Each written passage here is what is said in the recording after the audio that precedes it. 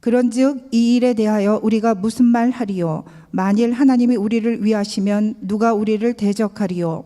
자기 아들을 아끼지 아니하시고 우리 모든 사람을 위하여 내주시니가 어찌 그 아들과 함께 모든 것을 우리에게 주시지 아니하겠느냐? 누가 능히 하나님께서 택하신 자들을 고발하리요? 의롭다 하신 이는 하나님이시니 누가 정죄하리요? 죽으실 뿐 아니라 다시 살아나신 이는 그리스도 예수시니 그는 하나님 우편에 계신 자요 우리를 위하여 간구하시는 자신이라. 아멘. 할렐루야. 반갑습니다. 이제 드디어 월드컵 축구의 계절이 돌아왔습니다. 그런데 지금 남자분들이 별로 안 계셔서 분위기가 좀 썰렁합니다. 다음 달 6월 14일부터 7월 15일까지 열리는 러시아 21회 월드컵 축구 이제 기대가 됩니다. 우리나라가 속한 F조는 그 이제 8개 조가 있는데 F조가 제일 강팀들입니다. 첫 번에 우리나라가 스웨덴하고 붙고 그다음에 멕시코하고 붙고 또 그다음에 독일하고 붙습니다. 세계 최강 팀들입니다. 그래서 16강에 못 들어도 아마 욕은 안 먹을 것 같습니다. 오늘은 2002년 한일 월드컵의 열기를 우리가 한번 회상해 보기를 원합니다. 그래서 그때는 대한민국 하면 박수가 바로 나왔습니다. 한번 해볼까요? 대한민국, 대한민국, 대한민국. 와, 살아있네. 살아있습니다. 그때 막 필승 코리아 하면서 온 나라가 붉은 응원의 물결로 막 소용돌이 쳤습니다. 여러분들도 다 기억하실 겁니다. 뭐 시청 앞은 물론이고 한강변에도 막 대형 스크린이 막 전국에 막 그 공공장소에는 뭐 다 대형 스크린이 설치가 돼가지고 전 국민이 막 그런 붉은 응원의 물결로 우리 모두가 하나 된 그런 열광적인 때였잖아요. 그죠? 그래서 그때 우리나라 대표 선수들이 세계 랭킹 5위이며 그때 2002 월드컵에 강력한 우승 후보였던 포르투갈을 물리치고 우리나라가 당당히 16강에 조 1위로 이제 진출하게 됐습니다. 그때 정말로 그날에는 우리 4,700만 대한의 사람들이 목이 터져라 대한민국을 환호하며 승리를 자축했습니다. 길거리에는 수많은 젊은이들이 쏟아져 나와서 태극기를 흔들며 또 애국가를 부르며 아리랑을 막 불러댔습니다. 아마 해방 이후에 이런 흥분과 감격은 처음일 것입니다. 세상을 살다 보면 우리가 세상을 살다 보면 항상 짜증나고 또 이제 고통스러운 일만 있는 것이 아닙니다. 이렇게 신나고 또 유쾌, 상쾌, 통쾌한 날도 있는 것입니다. 1954년 처음 월드컵에 출전하여 헝가리에 9대0으로 참패했던 우리나라가 세계 강호들을 물리치고 16강에 오르게 됐으니 얼마나 감격스러운 일이었겠습니까? 그리고 그 기세를 몰아서 우리 대표팀은 히딩크와 함께 세계 4강의 기적을 이뤄냈습니다. 제가 오늘은 그 월드컵 홍보요원 같습니다. 남자들은 대부분 목소리가 막 이렇게 저처럼 높아지고 또 그럴 때는 축구 얘기할 때입니다. 그리고 이제 더 높아질 때가 뭔지 아십니까? 맞습니다. 군대에서 축구한 얘기할 때입니다.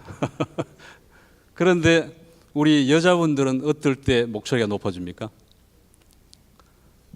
제가 생각하건대는 시누이 또 시어머니 흉볼 때 그때가 높아지지 않나 생각됩니다. 이렇게 우리 인간은 마음에 벅찬 일을 만나면 너무나 감격스러워서 할 말을 잃어버릴 때가 있습니다. 어떤 사람은 너무나 감격스러운 일을 만나면 그 감격을 이기지 못해서 막 이렇게 기절한 사람도 있습니다. 로또 복권에 당첨돼가지고 너무 놀래가지고 그 돈도 만져보지도 못하고 심장마비로 죽는 경우도 있습니다. 그런데 오늘 본문이 바로 이런 감격으로 시작되고 있습니다. 오늘 본문을 보면 그런즉 이 일에 대하여 우리가 무슨 말 하리요? 다 같이 본문 31절을 보겠습니다. 그런즉 이 일에 대하여 우리가 무슨 말 하리요? 만일 하나님이 우리를 위하시면 누가 우리를 대적하리요? 아멘. 우리가 무슨 말 하리요? 너무나 아까 말씀드린 대로 너무 우리가 감격하면 말이 잘 안 나오잖아요. 그죠? 막 이렇게 막 갑자기 막 이렇게 말이 탁 그냥 멈춰지는, 그렇게 해서 막 그 굉장히 예민한 사람들은 막 기절하는 경우도 있고 그렇습니다. 그러니까 사도 바울이 이 말씀이 그런 경우란 말이에요. 그런즉 이 일에 대하여 우리가 무슨 말을 하리요? 만일 하나님이 우리를 위하시면 누가 우리를 대적하리요? 우리가 무슨 말 하리요? 이 말은 너무너무 기뻐서 더 이상 할 말이 없다는 것이에요. 그렇습니다. 너무나 기쁘고 감격스러우면 할 말을 제대로 못할 때가 있습니다. 그러면 무엇 때문에 이렇게 말할 수 없을 만큼 감격스럽다는 것입니까? 이 일에 대하여 우리가 무슨 말 하리요? 이 일 때문에, 이 일이 무엇인가? 그러면 이 일이란 무엇인가? 그러니까 이 일이란 사도 바울이 로마서 8장에 이전에 오늘 본문 이전에 로마서 8장에 쭉 열거하고 있는 그 일들인 것입니다. 그러면 사도 바울은 그토록 사도 바울을 감격스럽게 만들었던 그 일들을 우리가 오늘 이 시간 한번 생각해 보도록 하겠습니다. 첫째, 죄와 죽음의 법에서 해방된 일입니다. 한번 따라 하시겠습니다. 죄와 죽음의 법에서 해방된 일입니다. 그렇습니다.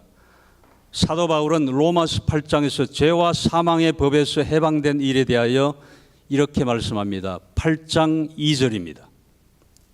이는 그리스도 예수 안에 있는 생명의 성령의 법이 죄와 사망의 법에서 너를 해방하였음이라. 그러니까 죄와 사망의 법에서 우리를 해방시켜 줬다는 거예요. 우리가 일제 강점기에 36년 동안 일제의 압박을 받으면서 지난주에 담임 목사님 말씀하신 히로시마와 나가사키에 원자탄 2방 팍 터뜨리니까 일본이 항복했던 것처럼 그렇게 36년 동안 우리가 압제를 받은 것에 대해서도 우리 조상들은 너무너무 힘들고 또 종교적으로 탄압을 받고 어려운 가운데 살았습니다. 그 해방감은 이루 말할 수 없는 것입니다. 우리가 예수 그리스도가 내 죄 때문에 십자가 달려 죽으시지 않았다면 내가 죄와 사망 가운데 있으면 얼마나 힘들고 어렵겠습니까? 사도 바울의 고백이 우리가 무슨 말을 하겠냐? 하나님이 내 죄와 사망 가운데 있는 이 어려움을 해결해 주셨다는 것, 그것이 정말 감격스럽다는 거죠. 아담의 후손으로 태어난 우리는 다 죄와 죽음의 법 아래 놓여 있었습니다. 그런데 우리가 예수를 믿을 때 성령이 내 안에 찾아오셔서 생명의 성령의 법으로 죄와 사망의 법 아래 놓여 있던 우리를 구원해 주셨다는 거죠. 얼마나 놀랍고 감격스러운 일입니까? 우리는 죄와 죽음의 법에서 해방되었다는 사실보다 더 감격스럽고 놀라운 사건은 이 세상에 없습니다. 그게 제일 크고 놀랍고 감격스러운 일이라는 것이죠. 두 번째로는 양자의 영을 받아 하나님을 아빠 아버지라 부르게 된 일입니다. 한번 따라 하시겠습니다. 양자의 영을 받아 하나님을 아빠 아버지라 부르게 된 일입니다. 그렇습니다. 로마서 8장 15절을 보겠습니다. 너희는 다시 무서워하는 종의 영을 받지 아니하였고 양자의 영을 받았으므로 아빠 아버지라 부르짖느니라. 또 사도 바울을 감격스럽게 했던 이 일은 어떤 일인가요? 죄와 사망의 법에서 해방되었을 뿐만 아니라 더 나아가서 죄와 사망에서 해방시켜 주시고 한 걸음 더 나아가서 우리를 하나님의 양자 삼아 주셨다는 거예요. 그래서 하나님을 아빠, 아버지라고 부르게 된 일입니다. 생각해 보세요. 누가 이 세상을 창조하신 하나님을 아빠, 아버지라 부를 수 있습니까? 어제 4월 초파일이 지났습니다. 불자들이 석가모니 보고 아빠 석가모니, 또 무슬림들이 알라신 보고 아빠 알라신 그랬다간 어떻게 되겠습니까? 그런데 우리는 양자의 영을 받아가지고 이 세상 우주 만물을 창조하신 하나님이 나의 아빠라는 거예요. 나의 아버지라는 거예요. 사도 바울의 그 고백이 우리의 고백이 되기를 원합니다. 그런데 우리는 예수님을 믿음으로 양자의 영을 받아서 우리가 하나님을 아빠, 아버지라 부를 수 있게 됐으니 얼마나 감격스러운 일입니까? 그리고 이제 세 번째로는 모든 것이 합력하여 선을 이루게 되는 일입니다. 한번 따라 하시겠습니다. 모든 것이 합력하여 선을 이루게 된 일입니다. 로마서 8장 28절을 봅니다. 하나님을 사랑하는 자 곧 그 뜻대로 부르심을 입은 자들에게는 모든 것이 합력하여 선을 이루느니라. 아멘. 하나님은 하나님의 사람이 이 땅에서 경험하는 실패와 넘어짐, 또 갈등과 아픔 등 하나님의 사람이 이 땅에서 경험하는 모든 것을 내 인생의 배후에서 함께 일하심으로 우리가 인생을 살아가다가 고난 가운데, 또 환난 가운데, 또 인간관계의 불편함 가운데, 또 넘어짐 가운데, 많은 좌절 가운데 있으면 그때 하나님이 안 계신 것 같고, 하나님이 나를 외면하신 것 같고, 어려운 것 같지만은 그 배후에 하나님은 늘 함께 계십니다. 그렇기 때문에 그 모든 과정이 합력해서 선을 이루신다는 거예요. 그것이 그렇게 돼서 내 영혼에 가장 유익되게 하신다는 거예요. 하나님의 필요에 의해서 각 사람에게 고난을 주시고 또한 필요한 또 테스트를 또 하게 하시고 그런다는 거예요. 그래서 모든 것이 합력해서 결국은 선을 이루신다는 것이죠. 여러분은 이 사실을 정말로 믿으면 감격하지 않을 사람이 없습니다. 그리고 네 번째로는 나를 향한 하나님의 구원 계획입니다. 한번 따라 하시겠습니다. 나를 향한 하나님의 구원 계획입니다. 바울을 이처럼 감격하게 만든 일이 무엇입니까? 로마서 8장 30절을 한번 보겠습니다. 또 미리 정하신 그들을 또한 부르시고 부르신 그들을 또한 의롭다 하시고 의롭다 하신 그들을 또한 영화롭게 하셨느니라. 아멘. 나를 죄와 죽음의 법에서 해방시키신 일, 그리고 양자의 영을 받아서 하나님을 아빠 아버지라고 부르게 된 일, 모든 것이 그리고 합력해서 선을 이루게 된 일, 그리고 창세전부터 나를 선택하시고 부르사 의롭다 하신 주님께서 마지막 날에도 나를 영화롭게 하실 것을 생각하니 너무너무 기쁘고 더 이상 말을 할 수 없을 지경이라는 것이에요. 그러니까 사도 바울이 그런 고백을 한 것은, 그런 깨달음을 주신 것은 성령 하나님이 사도 바울을 통해서 그렇게 깨닫게 하시고 오늘을 살아가는 우리에게도 이 말씀을 주신 줄로 믿습니다. 바울이 이렇게 감사하고 감격할 수 있었던 것은 이 사실에 대한 분명한 확신이 있었기 때문입니다. 우리는 무엇을 믿습니까? 예수님이 지금 내 안에 계신 것을 믿는 그리스도인입니다. 우리가 온전한 그리스도인으로 살아가려고 그러면 이 하나님 말씀이 우리의 삶의 실제가 되어야 되는 것입니다. 이 말씀 따로 내 삶 따로가 아니라 하나님 말씀이 우리의 삶에 녹아져서 실제로 나타나야 된다는 것입니다. 사도 바울이 이런 고백을 한 것은 그의 삶에 하나님의 말씀이 그대로 실제가 된 것입니다. 그런 확신이 있었기 때문에 이렇게 선포하게 된 것입니다. 내가 하나님을 사랑한다면 하나님은 내가 경험하는 인생의 모든 것을 마침내 합력하여 선을 이루실 것이다.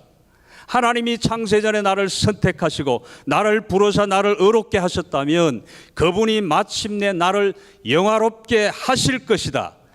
예수를 믿는 것 때문에 핍박을 받고 내 안에 있는 연약함 때문에 늘 넘어지지만 마침내 나는 하나님의 영광에 참여하게 될 것이다.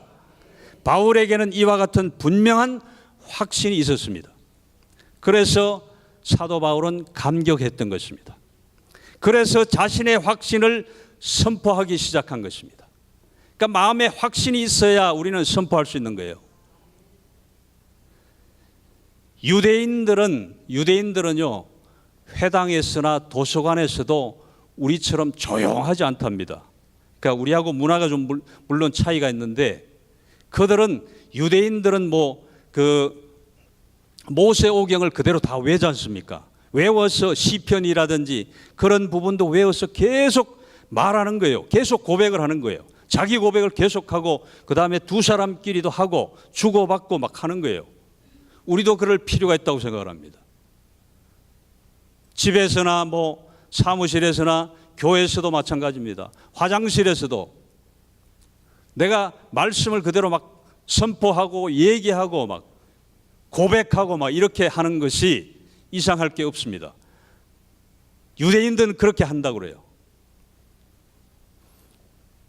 그래서 우리가 담대히 하나님 말씀을 선포하고 그대로 이제 또 얘기하고 그럴 때 우리에게 감동을 주시고 성령의 충만함을 주실 줄로 믿습니다. 사랑하는 성도 여러분, 이 바울의 확신은 바울만이 가질 수 있는 확신이 아니라 죄와 죽음의 법에서 해방된 하나님의 사람들이 가져야 할 확신인 것입니다. 저와 여러분들도 가져야 할 확신인 것입니다. 그러면 죄와 죽음의 법에서 해방된 사람들이 가져야 할 확신은 어떤 확신이겠습니까? 31절 하반절입니다. 만일 하나님이 우리를 위하시면 누가 우리를 대적하리요? 만일 하나님이 우리를 위하시면 누가 우리를 대적하겠냐는 거예요. 그런 담대함이 있고 그런 확신이 있고 믿음이 있으면 담대히 선포하는 것입니다. 아이들도 그렇잖아요. 놀이터에서 유치원이나 놀이터에 보면 엄마나 아빠가 뒤에 딱 버티고 있으면 큰 소리 빵빵 칩니다. 지보다 힘센 아이한테도 막 큰 소리 칩니다. 뒤에 엄마나 아빠가 있다 이거죠. 그런데 우리는 하나님을 아빠 아버지로 양자로 입양이 됐음에도 불구하고 세상에 나가서 또 세상의 권세 앞에서 우리가 무너질 때가 얼마나 많습니까? 우리가 과연 하나님의 자녀입니까? 하나님의 양자입니까? 누가 우리를 대적하리요? 우리를 유혹하고 우리를 공격할 수는 있지만 우리를 대적하여 구원의 반열에서 우리를 끌어내릴 수는 없다는 거예요. 또 이 말은 오늘이라는 영적인 전투에서 반드시 승리하게 되어 있다는 것을 말합니다. 왜 원수 마귀가 우리를 대적하지 못합니까? 그것은 하나님이 우리를 위하시기 때문입니다. 하나님이 우리를 위하신다는 말은 우리 편이 되어 주신다는 거예요. 우리 다 같이 이제 하나님이 우리를 위하시면 우리라는 말 대신에 각자의 이름을 넣고 우리가 한번 담대히 선포해 보겠습니다. 하나님이 남아연을 위하시면 저 따라 하지 마시고요. 각자 이름을 넣고 하나님이 남아연을 위하시면 한번 세게 하세요. 세게. 누가 우리를 대적하리요? 다시 한번 세게 합니다. 한번 세게 합니다. 괜찮습니다. 여기는 누가 이제 우리 보고 흉볼 사람도 없습니다. 우리 판입니다. 여기는. 그렇기 때문에 담대히 하나님 앞에 선포하는 것입니다. 사람 앞에 선포하는 것입니다. 세상을 향해서 선포하는 것입니다. 하나님이 남아연을 위하시면 누가 우리를 대적하리요? 다시 한번 하겠습니다. 우리 다 한번 올리고 한번 세게 한번 하겠습니다. 하나님이 남아연을 위하시면 누가 우리를 대적하리요? 아멘. 그렇습니다. 하나님이 나를 위하신다는데, 하나님이 내 편 되어 주신다는데, 육신의 아버지 어머니만 있어도 큰 소리 치는데, 우리는 이 세상 우주 만물을 창조하신 아버지가 내 아버지인데 왜 큰 소리 못 치고 삽니까? 왜 세상 권세 앞에 굴복합니까? 우리는 강하고 담대하게 세상을 향해 나아가야 될 줄로 믿습니다. 예전에 텔레비전 다큐멘터리에 백두산 호랑이를 생포하는 그런 장면이 있었습니다. 사냥개가 백두산 호랑이를 끝까지 추적하고 막 이제 바위 굴이 있는 대로 그렇게 몰고 갑니다. 무서운 호랑이의 울부짖음과 공격 앞에서도 전혀 굴하지 않고 끝까지 덤벼대는 그 용맹한 사냥개를 볼 수 있었습니다. 그들의 당돌함에 이제 우리도 그래요. 사람도 말이죠. 덩치 크다고 싸움 잘하는 게 아니라 키가 작아도 당찬 사람이 싸움 잘하는 거예요. 죽기 살기로 덤비는 사람한테는 이길 수가 없어요.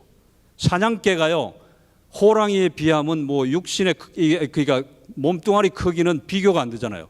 그런데 여러 마리가 물론 이제 호랑이를 몰고 가고 사냥개가 막 그냥 계속해서 굴로 막 몰고 가는데 호랑이가 막 그냥 워낙 당돌하게 덤비니까 뒤로 주춤주춤 물러서는 거예요.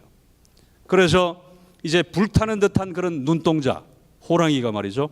그 거대한 송곳니빨, 또 이제 그 앞발을 막 휘두르고 있지만 사냥개들은 그렇게 할지라도 조금도 굴하지 않고 이제 막 계속 공격해 나가는 거예요.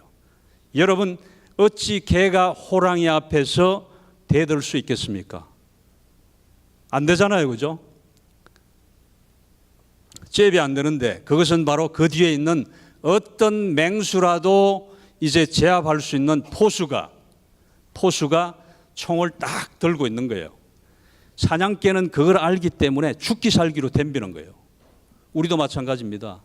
천지 만물을 지으신 내 아버지가 하나님이 내 뒤편에 계신데 왜 우리는 겁을 먹고 도망갑니까? 다윗이 골리앗과 싸울 때 비교가 됐습니까? 그런데 너는 갑옷과 투구를 의지해 나오지만 나는 만군의 여호와 하나님을 의지해서 나간다. 하나님을 의지해서 나가니까 다윗이 물맷돌 한 방으로 그 골리앗 장군을 쓰러뜨린 것처럼 우리도 충분히 하나님이 내 뒤에 계시다, 하나님이 내 편이시다, 하나님이 내 아버지라고 믿는 확신이 있다면 우리는 반드시 승리할 수 있는 것입니다. 이 세상에서, 이 우주에서 하나님보다 더 강한 존재는 없습니다. 하나님보다 더 높은 자도 없습니다. 그분은 하늘과 땅의 권세를 다 가지신 분이십니다. 그분은 인간을 만드시고 우주를 창조하신 분이시며 지금도 살아계셔서 역사를 주관하시는 분이십니다.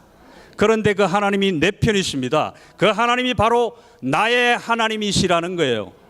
사랑하는 성도 여러분, 이 하나님이 내 편이신데 누가 나를 대적할 수 있단 말입니까? 나를 유혹하고 공격할지라도 결코 그는 나를 하나님의 자녀의 반열에서 나를 결코 끌어내릴 수 없다는 거예요. 결코 영적인 전쟁에서 나를 대적해서 이길 수 없다는 거예요. 그래서 시편 기자는 시편 118편 6절에서 7절로 이렇게 노래합니다. 여호와는 내 편이시라 내게 두려움이 없나니 사람이 내게 어찌할꼬 여호와께서 내 편이 되사 나를 돕는 자 중에 계시니 그러므로 나를 미워하는 자에게 보응하시는 것을 내가 보리로다. 하나님이 내가 미워하는 자를 대신 해결해 주시는 것입니다. 그렇습니다. 여호와 하나님이 나를 위하여 일하심을 믿는 사람은, 여호와 하나님이 내 편이라는 확신을 가진 사람은 두려움이 없습니다.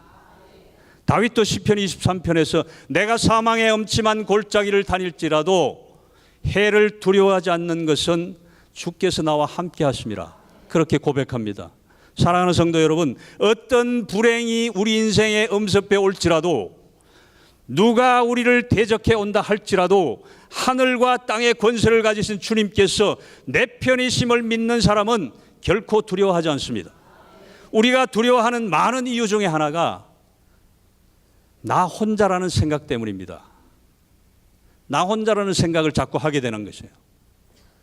주변에 사람들도 다 떠나가고 또 하나님마저 나를 외면한 것 같고 그럴 때 나 혼자니까 나는 약해지는 것입니다.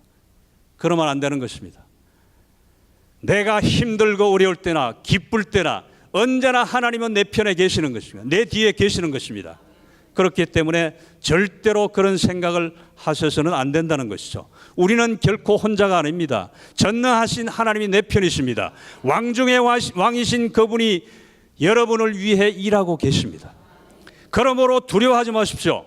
아무도 당신을 대적할 수 없습니다. 이제 시시하고 보잘것없는 인생의 문제들 앞에서 염려하지 마시기 바랍니다. 조금만 시간이 지나면 해결될 문제 앞에서도 여러분은 여러분의 인생을 낭비하지 마시기 바랍니다. 이제 본문 32절을 보면 자기 아들을 아끼지 아니하시고 우리 모든 사람을 위하여 내주시니가 어찌 그 아들과 함께 모든 것을 우리에게 주시지 아니하겠느냐. 아멘. 하나님이 우리에게 주신 것이 너무나 많습니다. 오늘도 간밤에 비를 내려주셔서 미세먼지나 황사가 다 씻겨나가고 너무너무 좋은 날씨, 맑고 화창한 날씨, 또 좋은 공기, 또 시원한 바람, 너무 하나님 주신 것 많습니다. 또 밤이 되면 밤하늘에 수많은 별. 그러나 하나님이 우리에게 주신 것 가운데 가장 값진 것은 최고의 선물은 바로 예수님이십니다. 하나님 아버지는 우리의 구원을 위하여 자신의 품속에 계신 독생자 예수 그리스도를 이 세상에 보내주셨습니다. 그리고 십자가에 못 박히고 피 흘려 죽게 하셨습니다.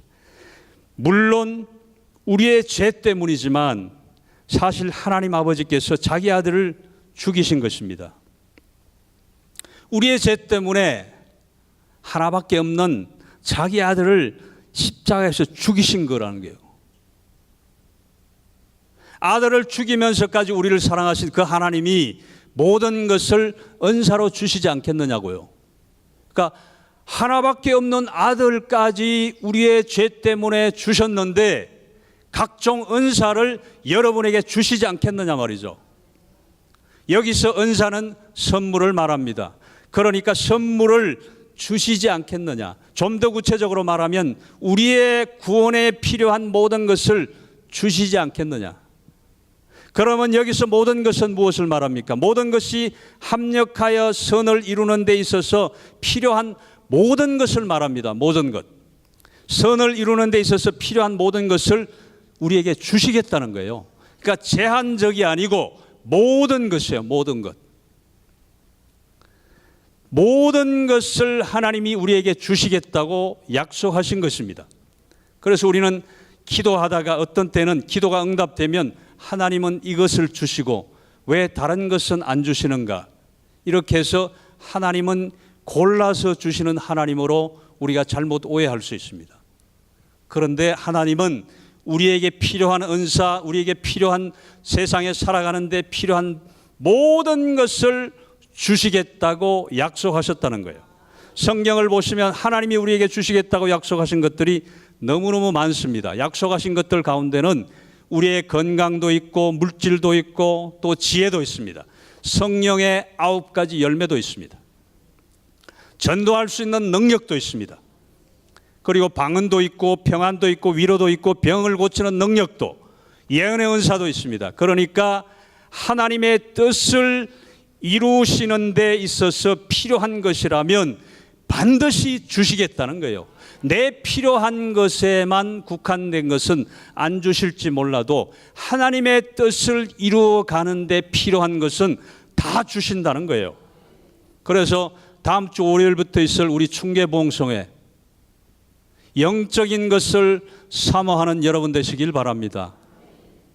방언과 예언과 통변 또 이제 치유의 은사 그 외에도 각종 성령의 9가지 열매 많은 은사들이 있습니다. 여러분 그 은사들을 사모하시고 기도하시고 그 집회를 통해서 우리 하늘비전교회 많은 성도들이 성령의 은사를 받는 그런 성령 충만한 그런 집회가 되기를 축복합니다.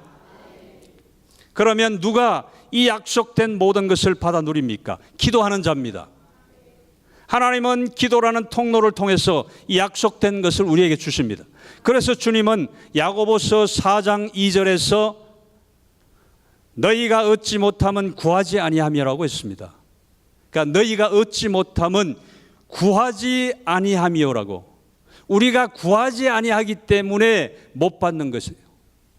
한번 여러분 정말로 이번 충계 부흥성회 때 한 가지 은사라도 방언을 못 하시는 분은 방언, 예언을 또 하시기를 원하는 분은 예언, 통변을 원하시는 통변, 치유의 은사를 원하시면 치유, 그런 것을 놓고 하나님 앞에 간절히 부르짖어서 은사를 받는 여러분들이 됐으면 좋겠습니다. 저도 그런 간절한 마음이 있습니다. 저도 기도할 겁니다. 정말로 하나님이 그런 은사를 주시면 우리가 살아가는데, 우리가 사역하는데 얼마나 큰 힘이 되겠습니까? 여러분들도 살아가시는데 큰 힘이 될 줄로 믿습니다. 그래서 오늘 본문 이제 33절을 보면 누가 능히 하나님께서 택하신 자들을 고발하리요 의롭다 하신 이는 하나님이시니, 34절을 봅니다. 누가 정죄하리요 죽으실 뿐만 아니라 다시 살아나신 이는 그리스도 예수니, 이는 그리스도 예수시니 그는 하나님 우편에 계신 자여 우리를 위하여 간구하시는 자시니라. 송사하는 자가 누굽니까? 그것은 사단마귀입니다. 요한계시록 12장 10절에 보면 사단마귀는 밤낮 참소하는 자로 되어 있습니다. 사탄마귀는 우리를 밤낮 참소한다고 그래요. 그러니까 고발한다는 거예요. 고발. 네가 믿음대로 믿음 있게 살았냐? 네 율법대로 살았냐? 네 예배한 대로 말씀 듣는 대로 살았냐? 이렇게 계속 고발하는 거예요. 송사가 없다는 말이 아닙니다. 송사해 보아야 아무 의미가 없다는 거예요. 그러니까 아무리 사탄마귀가 우리를 참소해도 아무 소용 없다는 거예요. 바울도 정말 많은 송사를 당했습니다. 그가 예수를 영접하기 전에는 유대 종교에 몰두해 있을 때 사단은 율법을 가지고 바울을 송사했습니다. 너는 위선자야. 너는 율법을 진심으로 지키지 못하고 겉으로만 지키는 그런 자야. 바울 사도가 예수님을 영접한 다음에도 사단은 계속 바울을 참소했습니다. 네가 정말 하나님의 자녀냐? 그런데 원하는 바 선은 행하지 않고 원치 않은 바 악을 행하는다다. 악을 행하는구나. 이렇게 사도 바울을 계속 참소하고 송사하고 그랬습니다. 우리가 하나님의 자녀이지만 사실 하나님의 자녀답게 살지 못하는 부분이 얼마나 많습니까? 여러분은 정말로 하나님의 자녀답게 살아가십니까? 물으면 자신 있게 대답할 사람이 과연 몇 명이나 되겠습니까? 우리가 우리 자신을 잘 압니다. 저 자신도 마찬가지입니다. 아무리 새벽 예배 나와서 말씀을 듣고 기도하고 오늘 정말 하나님 뜻대로 내 입에 파수꾼을 세워주셔서 말도 정말로 하나님 보시기에 좋은 말만 하게 하시고 남에게 유익이 되는 말만 하게 하시고 그렇게 해도 힘들어요. 잘 안 돼요. 집으로 가면 식사가 제때 안 차려졌다든가 또 아이들이 제때 빨리빨리 제 시간에 일어나지 않는다든가 이러면 벌써 열받습니다. 우리는 환경에 따라서 많이 좌우되고 또한 우리의 마음이 자꾸 바뀌는 것입니다. 그렇기 때문에 하나님이 우리를 지켜주지 않으면 우리가 아무리 정말 하나님 뜻대로 살아가고자 애를 쓴다 해도 그렇게 살아갈 자신이 없다는 거예요. 그럴 때 정말로 우리 자신을 우리가 잘 압니다. 우리 안에는 온갖 탐욕이 있고 시기와 질투가 있습니다. 그런데 사단은 오늘 또 변함없이 끊임없이 저와 여러분들을 또 송사합니다. 우리를 그리고 정죄합니다. 조금만 잘못해도 너는 거짓 신앙인이야. 너는 위선자야. 너는 하나님 자녀라 하면서 그런 생각을 할 수 있어? 사단은 이런 송사와 정죄를 통해서 우리로 하여금 하나님의 사랑을 의심하게 만듭니다. 그래서 우리로 하여금 죄책감에 시달리게 하고 궁극적으로는 주님에게 자꾸 멀어지게 만듭니다. 그럴 때마다 우리 주님은 맞아요. 저자는 죄인이에요. 그러나 예수님이 우리의 변호자가 되어주셔서 아버지, 제가 저 형제의 죄와 허물을 대신 짊어지고 십자가에 피 흘려 죽음으로 죄값을 지불하지 않았습니까? 아버지께서 저 형제를 보신 것이 아니라 나를 보시고 저 형제를 의롭다고 인치지 않았습니까? 이렇게 우리를 변호해 주신다는 거예요. 예수 그리스도는 저와 여러분의 변호자가 되어 주십니다. 요한일서 2장 1절에 보면 만일 누가 요한이 1서 2장 1절에 만일 누가 죄를 범하면 아버지 앞에서 우리에게 대언자가 있으니 곧 의로우신 예수 그리스도시라. 아멘. 사단이 아무리 여러분과 저를 송사해도 아무리 정죄해도 의롭다 하신 이는 하나님이시니 아무도 나를 정죄할 자가 없다고 선포하십시오. 그러니까 우리의 마음에 우리가 정말로 가정에서 자녀들한테서 뭐 인간관계에 있어서 내가 실수했다. 그럴 때 이렇게 시간이 지나면 내 혼자 있을 때 막 사단이 나를 공격합니다. 야, 너 사역자 맞냐? 너 장로 권사 맞냐? 그렇게 하면 되냐? 이렇게 우리를 송사하고 정죄할 때 여러분은 담대히 선포하십시오. 그렇게 해서 구원의 근거는 내가 아니고 하나님이시라는 것. 하나님께서 우리를 계획하셨고 하나님께서 시작하셨고 하나님께서 그 일을 이루셨습니다. 하나님께서 미리 아시고 그리고 정하시고 또 정하신 자들 또한 부르시고 부르신 자들을 또한 의롭다 하신 것입니다. 그리고 의롭다함을 얻은 자들을 영화롭게까지, 최종적으로는 영화롭게까지 하실 것입니다. 구원의 근거는 분명히 내가 아니고 하나님이시라는 거예요. 그러므로 자신을 근거로 삼는 자는 죽었다 깨어나도 구원의 확신을 가질 수 없다는 거예요. 세상의 아무리 이종교나 아무리 많은 타종교에 그런 신을 섬기고 또한 세상에 윤리 도덕적으로 살아가고 그렇게 해도 자기 자신으로는 이방 종교로는 절대로 구원을 이룰 수 없다는 거예요. 우리는 지금까지 사도 바울이 말하고 있는 확신에 대하여 생각했습니다. 하나님이 우리를 위하시면 누가 우리를 대적하리요? 자기 아들을 아끼지 아니하시고 내어주신 이가 그 아들과 함께 모든 것을 은사로 주시지 않겠느냐? 의롭다 하신 이는 하나님이신데 누가 너를 송사하며 정죄할 수 있느냐? 죄와 사망의 법에서 해방된 사람은 이런 확신을 가지고 살아야 된다는 거예요. 확신을 가지고 사는 것이 곧 믿음인 것입니다. 믿음이 뭐냐면 여러 가지로 이렇게 정의되고 여러분들도 이렇게 추상적으로 이렇게 믿을 수 있지만 얘기할 수 있지만 믿음의 실체는 그러니까 이런 앞에서 말씀드린 그런 내용을 내가 확실히 믿고 사는 것이 그게 믿음인 것입니다. 확신을 가지고 살아갈 때 감사와 감격을 누릴 수 있는 것입니다. 그러니까 사도 바울이 그런 확신이 있었기 때문에 그런 믿음이 있었기 때문에 이렇게 담대히 선포했다는 거예요. 저와 여러분도 사도 바울이 가진 그 믿음, 그런 확신을 가지고 세상을 살아 승리하는 여러분들이 되시길 바랍니다. 레클이라고 하는 영국의 지휘자가 해마다 이제 성탄절이 되면 핸델의 메시아를 연주했습니다. 그리고 연습이 다 되면 연주일 이제 하루 전에 오케스트라와 총 리허설을 이제 했습니다. 한 번은 메시아 오라토리오 중에서 절정이라고 볼 수 있는 할렐루야 합창 후에 나오는 소프라노 아리아 내주는 살아계시고, 여러분들도 아실 것입니다. 내주는 살아계시고라는 곡을 소프라노 가수가 부르는데 정확한 음정과 박자, 또 아름다운 음색과 감정 표현, 그리고 적절한 호흡을 조절해 가면서 노래를 부르는데 많은 청중이 이야 참 잘한다 하면서 이제 감동을 받고 그렇게 듣고 있었습니다. 그런데 레클경이 갑자기 지휘하던 지휘봉을 딱 멈추고 노래를 딱 중단시켰습니다.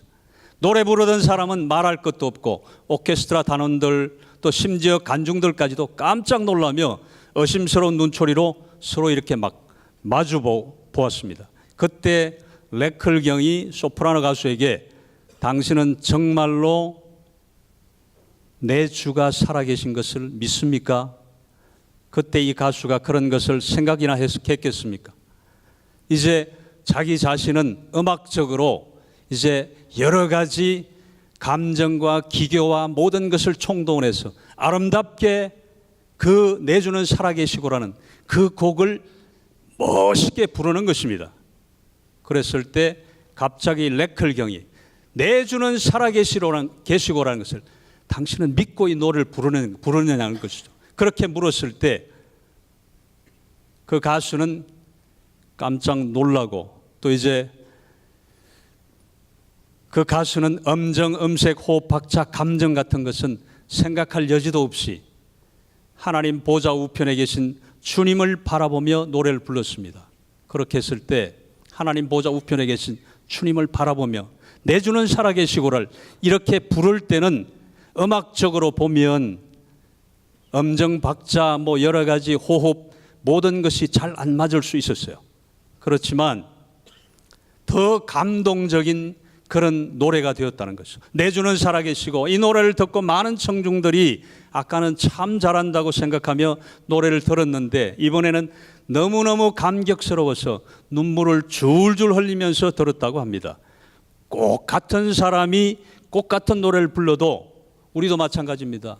우리도 예배 시간에 또 이제 어느 때나 찬양을 부를 때도 내주는 살아계시고 이 노래를 불렀던 그 가수와 같은 그런 감동을 가지고 정말 하나님 보좌 우편에 살아계신 하나님께 내가 이 찬양을 올려드린다.